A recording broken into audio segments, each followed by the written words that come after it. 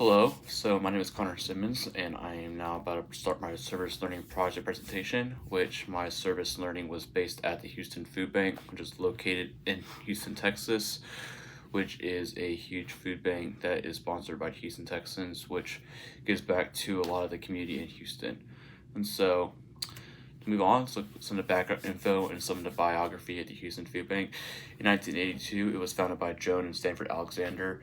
Their mission was to is still is that the Houston Food Bank help alleviate hunger in Southeast Texas. That part of Texas is just more um, not much income comes from that area, and so they are providing meals and food and necessities for people.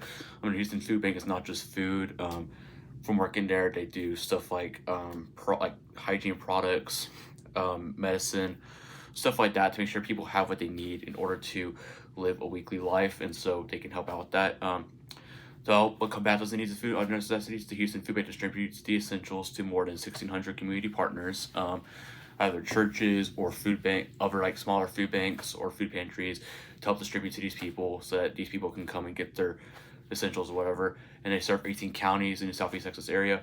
And the main facility is 308,000 square feet with a warehouse, kitchen, and conference center. It's pretty huge. From going there, it is humongous. The section I went was like huge. It's called the carousel room, which will go much more deeper to throughout this thing. But the Houston Food Bank is just overall a great community aspect of Houston, Texas, and is a great hub to get service done. And it's really well run by a lot of high schoolers and a bunch of college students getting leadership training for internships and whatnot. So we're going to dive into the first principle, which is group dynamics. We're going to focus mainly on sequential task independence, which is in chapter 15, page 40-45. The main thing from sequential task independence, when I think of sequential task independence, I think of sequences. And so it goes from number one, number two, number three, number four, there's like sequences.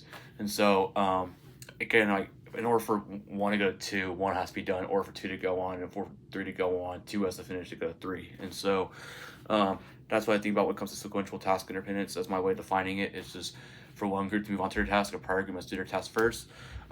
Implying that was that in the room I was in, the place that they had a service called the carousel room. And so basically what we did was me and my mom, we'd start together. We sorted like products either by dry goods, drinks, like hygiene products and whatnot. And we put on this giant carousel that went around the room.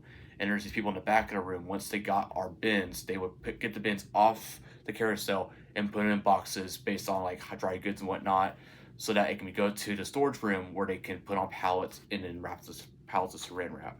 And so that was basically the sequential task appearances. Or for the people in the back to get the boxes full, we had to fill the bins up with stuff of our own.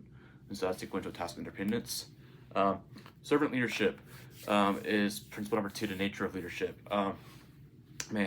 Servant leaders are people who want to help people out and do activities to give back to those in need who need attention more than them. And so their priority is to help others and not to focus on their own thing.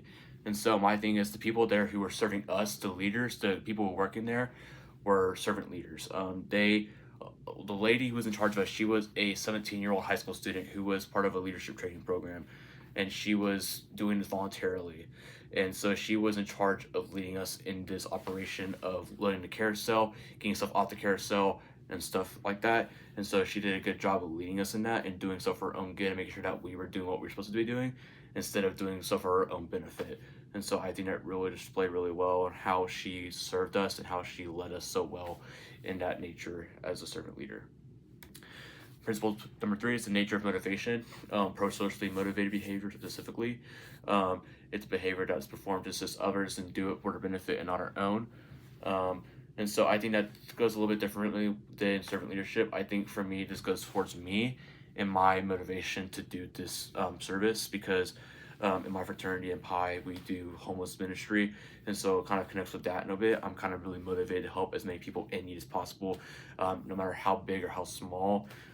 We realized I'll attach to this as well, but like after we finished our event, we got to be able to like see how many meals we were able to provide, how many pallets we loaded up, and how many boxes we did, and basically kind of get his motivation. Just how many people we basically helped out in a sense throughout these 4 hours that we worked and did this volunteer work.